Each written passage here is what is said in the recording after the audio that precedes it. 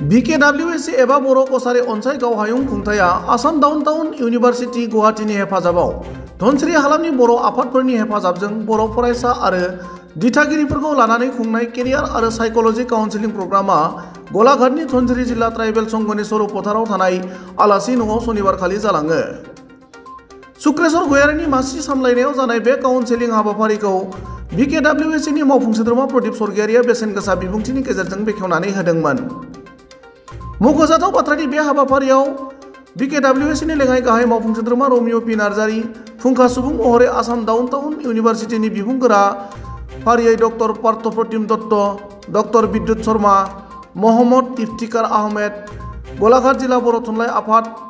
एबसु आबोब UBPOनि माखासे बिबानगिरि आरो गुबुन गुबुन कलेज इउनिभारसिटिनि गोबां फरायसाफोर लोगोसे बिगोमा दिथागिरिफोरा बाहागो लादोंमोन। गुबुन फारसेथिं बे हाबाफारियाव बाहागो लानानै खौरां बिजोङाव BKWSCनि लेङाइ गाहाय मावफुं सोद्रोमा रमिय' पि नार्जारि आरो आसाम डाउनटाउन इउनिभारसिटिनि बिबुंगोराया ओरैबायदि बुङो। गलाघाट जिल्लानि बे धनसिरि साब डिभिजनाव अल आसाम ट्राइबेल संघनि जि मोनसे गेस्ट हाउस दं सर'फोथाराव, बेवहाय गलाघाट जिल्लानि नैबे सर'फोथार साब डिभिजननि माखासे फरायसा जायफ्रा हायार सेकेन्डारि, डिग्री आरो मास्टार्स खालामगासिनो दङ आरो जायफ्रा अलरेडि खालामखांबाय बिथांमोनखौ लानानै मटिभेसन काम केरियार काउन्सिलिं आरो साइकोलजिकेल काउन्सिलिं बे प्रग्राम बेयो जागासिनो दङ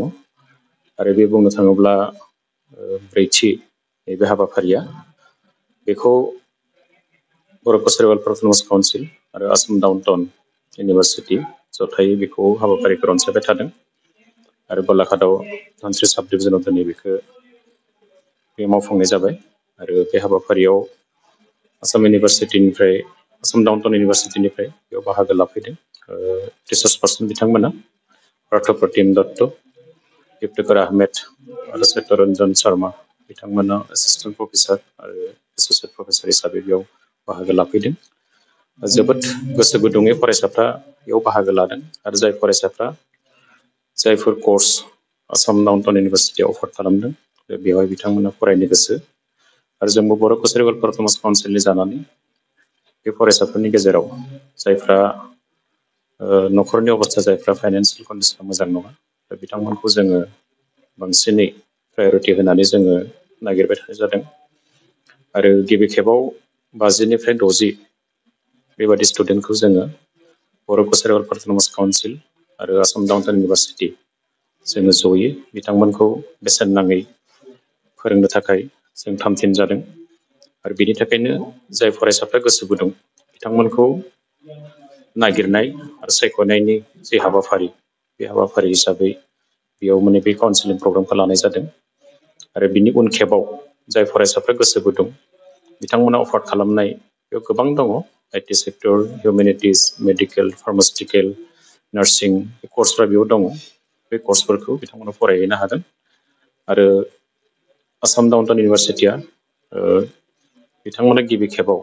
15 फरायसा 15 स्टुडेन्टखौ बिथांमोना एबसलिउटलि फ्रियै फोरोंनो नागिरदों दा बिथांमोनखौबो जोङो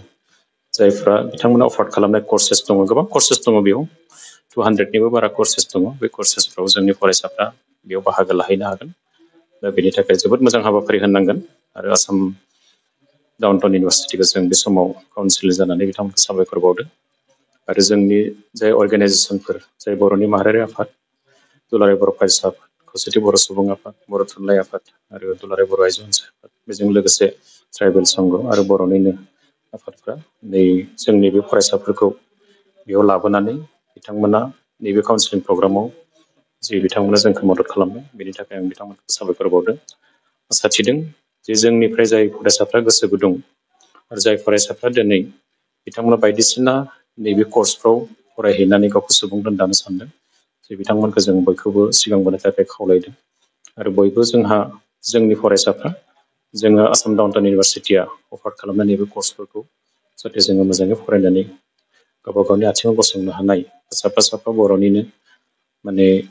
मोजां सासे सुबुं धोन सोरजिनो हानाय जि मोनसे थासारियाव बयबो मदद होनांगौ आरो बयबो बाहागो लाफैगोन आं बेखौ मिजिंथिदों। बिनि उनाव जोङो गलाघाट साब डिभिजनाव सिसुपानियाव खुब थाबैनो जोङो बे हाबाफारिखौ जोङो लागोन आरो बेखौ जोङो मोनसे टेन्टेटिभ मोनसे डेट लानानै जों फोसावगोन बिनि थाखाय आङो बिनि थाखायबो जायफ्रानोखि दिनै बेयाव बाहागो लाफैयाखै थाबोनाय जि फरायसाफोर बिथांमोनखौ बे हाबाफारियाव बयखौबो गाजा गोमजायै बाहागो लाफैनो थाखाय आं दिनैनि नैबे जायगानिफ्राय बिथांमोनखौ बोरै खावलायहरबाय गोजोन्थों আসাম ডাউন ইউনিভাৰ্চিটিৰ পৰা আহিছোঁ গুৱাহাটী আমি ইয়াতে এটা কেৰিয়াৰ কাউন্সেলিং ছেশ্যন আছিলে য'ত আমি সাইক'লজিকেল কাউন্সেলিং কৰাইছিলোঁ আৰু লগতে কেৰিয়াৰ ৰিলেটেড বিভিন্ন কৰ্চৰ বিষয়ে আমি জনাইছিলোঁ ষ্টুডেণ্টক যাতে যিখিনি আমাৰ উঠি অহা নৱপ্ৰজন্ম যিখিনি আছে বিশেষভাৱে আমাৰ বড়ো কছাৰী অট'নমাছ কাউন্সিলৰ যোগেদি তেওঁলোকে বিভিন্ন সমষ্টিৰ পৰা ইয়াত গোট খাইছেহি আৰু আমি তেওঁলোকক নেক্সট কেৰিয়াৰ ধৰক ক্লাছ 12ৰ পাছত বা গ্ৰেজুৱেশ্যনৰ পাছত কেনেকৈ আগবাঢ়ি যাব লাগে তাৰ বিষয়ে অলপমান আলোচনা হৈছিল আৰু যিখিনি ল'ৰা ছোৱালী উঠি আহিছে তেওঁলোক ইয়াত আহি তেওঁলোকে খুব ভালকৈ পাৰ্টিচিপেট কৰিছিলে আৰু বাকী আমাৰ ইউনিভাৰ্চিটিৰ লগত আমি বড়ো অট'নমাছ কাউন্সিলৰ লগত আমি কলাবৰেশ্যন কৰিছোঁ যাতে মানে যিখিনি ল'ৰা ছোৱালী আমাৰ অট'নমাছ কাউন্সিলৰ এৰিয়াৰ যিখিনি ষ্টুডেণ্ট আছে তেওঁলোকক আমি সা সুবিধা বিভিন্ন ধৰণে সা সুযোগ আমি যোগাই দিব পাৰোঁ তেনেকৈ ধৰণে আমি আগবাঢ়ি যাম আৰু ভৱিষ্যতে আমাৰ এইবোৰ ভিতৰৰ বিভিন্ন যিবোৰ এলেকা আছে তাৰ পৰা যিখিনি ষ্টুডেণ্ট উঠি আহে তেওঁলোকেও যাতে যিখিনি আমাৰ মডাৰ্ণ কৰ্চেছ যিখিনি উঠি মানে আছে আমাৰ ইউনিভাৰ্চিটিত যিখিনি কৰি এটা কৰ্ম সংস্থাপন পাব পাৰে ষ্টুডেণ্টে তেনেকুৱা ধৰণৰ বিভিন্ন ধৰণৰ কৰ্চত আমি তেওঁলোকক এডমিশ্যন ল'ব পাৰোঁ তো তাৰ বিষয়ে অলপমান আলোচনা হৈছিল আৰু আছে যিখিনি আমাৰ ষ্টুডেণ্ট আছে যাতে মানে বহুত আমি দেখোঁ যে ল'ৰা ছোৱালী যিখিনি উঠি আহে তেওঁলোকে আৰ্থিকভাৱে অলপমান দুৰ্বল থাকে কাৰণে কেৰিয়াৰত আগবাঢ়ি যাব নোৱাৰে সেইটো কাৰণে আমি আমাৰ স্কলাৰশ্বিপ এক্সাম আছে যোনটো আপোনাৰ আমাৰ কমন স্কলাৰশ্বিপ যোনটো এক্সাম আছে তাতে আমাৰ ষ্টুডেণ্ট যিখিনিয়ে আমাৰ পাৰ্টিচিপেট কৰিব যিখিনি এক্সামত বহিব তেওঁলোকৰ কাৰণে আমি 100% স্কলাৰশ্বিপলৈকে আমি ৰাখিছোঁ 100%লৈকে স্কলাৰশ্বিপ ৰাখিছোঁ যাতে যিখিনি ধৰক ভাল ষ্টুডেণ্ট তেওঁলোকে আৰ্থিক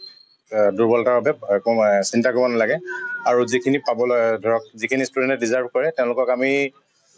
100%লৈকে একৰ্ডিং টু মাৰ্কছ যিমান মাৰ্কছ তেওঁলোকে স্ক'ৰ কৰিব সেইটো মতে আমি তেওঁলোকে স্কলাৰশ্বিপ দিম যাতে তেওঁলোকৰ কেৰিয়াৰত ভালকৈ আগুৱাই যাব পাৰে কেতিয়া হয় সেইটো আমাৰ সময়টো আমি জনাই দিম নটিফিকেশ্যন আমাৰ দিয়া হ'ব অনলাইন গৈ পেলাই কৰিলে হ'ল অনলাইন এপ্লিকেশ্যন কৰিব লাগিব তাৰপিছত পৰা যাব তেনেকৈ আমি তাৰ আগতে আগষ্টৰ আগতেই জুন জুলাই মাহত আমি স্কলাৰশ্বিপ টেষ্টৰ ব্যৱস্থা কৰোঁ আমাৰ অকল ধৰক আমাৰ দেশীয় যিখিনি ষ্টুডেণ্ট আছে তেওঁলোকৰ বুলি নহয় আমি বৈদেশিক যিখিনি আছে ইণ্টাৰনেশ্যনেল ষ্টুডেণ্টছ তেওঁলোকৰ কাৰণে আমি স্কলাৰশ্বিপ দিওঁ গতিকে ভাবোঁ যে অট'নমাছ কাউন্সিলৰ যিখিনি ষ্টুডেণ্ট আমাৰ যিখিনি আছে ছাত্ৰ ছাত্ৰী আছে তেওঁলোকে এই স্কলাৰশ্বিপৰ সুযোগ লৈ অট'নমাছ কাউন্সিলৰ সহায়ত তেওঁলোকে আগবাঢ়ি যাব পাৰিব আৰু আমাৰ অসম ডাউন টাউন ইউনিভাৰ্চিটিত এডমিশ্যন লৈ তেওঁলোকে এটা ভাল নিজৰ কেৰিয়াৰ গঠন কৰিব পাৰিব আজিৰ মূল উদ্দেশ্যটো আছিল সেয়াই যে আমি ষ্টুডেণ্টখিনিক আমি সক্ৰিয় কৰিব পাৰোঁ যাতে আগন্তুক যিখিনি তেওঁলোকৰ নিজৰ ভৱিষ্যত তেওঁলোকে ভালকৈ নিজেই উজ্জ্বলভাৱে আগুৱাই লৈ যাব পাৰে তাৰ কাৰণে আমি অশেষ ধন্যবাদ জনাইছোঁ আমাৰ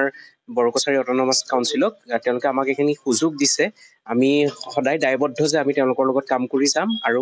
আমাৰ যিখিনি ষ্টুডেণ্ট আছে বিশেষকৈ বড়ো কছাৰী ষ্টুডেণ্ট আছে তেওঁলোকে যাতে শৈক্ষিক দিশত আগবাঢ়ি যাব পাৰে